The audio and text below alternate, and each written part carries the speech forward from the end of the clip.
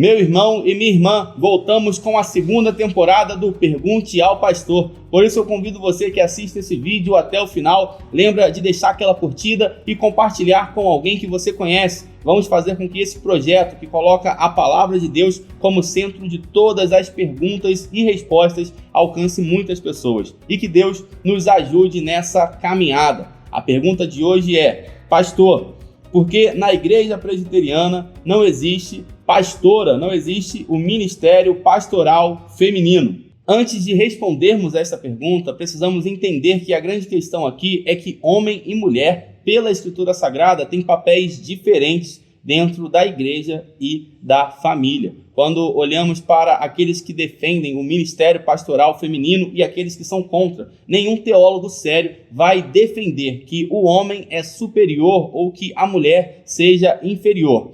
A nossa visão é justamente essa, que homem e mulher têm papéis distintos dentro da igreja e dentro da casa. De fato, quando olhamos para a Escritura Sagrada, nós vamos ver muitas mulheres piedosas que fizeram de tudo um pouco para o engrandecimento do reino de Deus. Inclusive, até hoje, nós temos muitas mulheres que trabalham de maneira exemplar na obra do Senhor. Mas a grande questão aqui não é fazer mais ou menos, ser mais inteligente ou mais capacitado. É simplesmente olhar para a Escritura Sagrada e ver que na Escritura os papéis de homem e mulher são papéis diferentes. E antes de olharmos para a igreja em si, para o ministério pastoral, vamos olhar para a família, a base de toda a sociedade. Quando olhamos para a Escritura Sagrada, lá no texto de Efésios, no capítulo 5, nos versículos 22 a 26, nós vamos ver que há uma defesa bíblica para a submissão feminina dentro do lar cristão. E este é um texto muito sério, porque aqui a relação entre marido e mulher é comparado à relação entre Cristo e a igreja. Não no sentido de divino e humano, no sentido de superioridade, mas no sentido de responsabilidade. Então nós temos que o marido deve amar a sua esposa e se entregar por ela, se doar por ela, assim como Cristo se entregou e se doou pela igreja. E da mesma forma, a mulher deve se submeter ao marido, como a igreja deve se submeter a Cristo. Inclusive, se você tem alguma dúvida sobre qual o significado de submissão aqui nesse texto, pode fazer essa pergunta aqui embaixo nos comentários ou mandar essa pergunta lá para o nosso Instagram, que nós gravamos um vídeo para responder qual é o significado de submissão aqui. Agora, tendo esse contexto familiar em mente, vamos olhar para a igreja.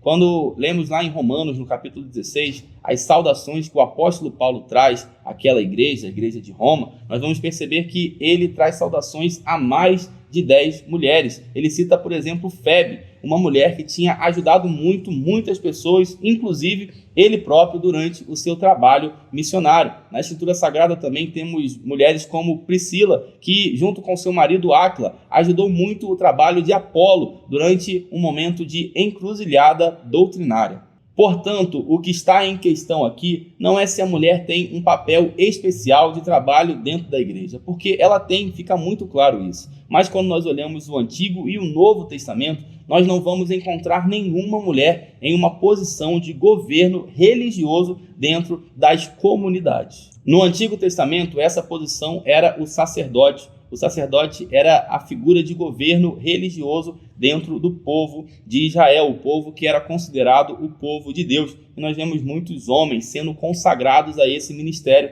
porém não vemos nenhuma mulher. No Novo Testamento, nós temos a figura do pastor, do presbítero e do apóstolo.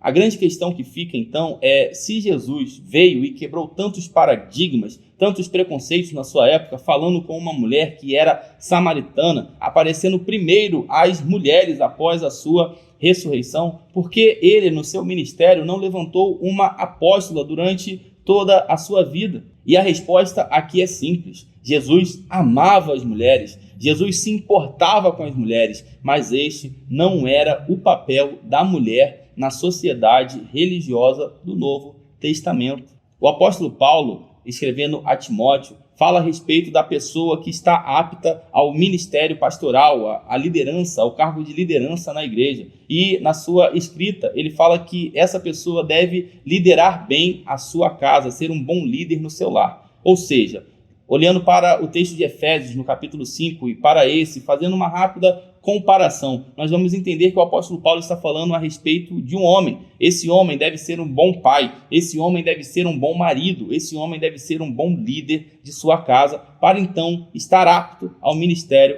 pastoral. Como podemos então conceber a ideia de uma mulher que em casa tem na pessoa do seu marido a sua autoridade espiritual e na igreja é autoridade espiritual sobre o seu marido? Isso não tem lógica, isso não está de acordo com a interação que há entre o texto de 1 Timóteo 3 e Efésios capítulo 5.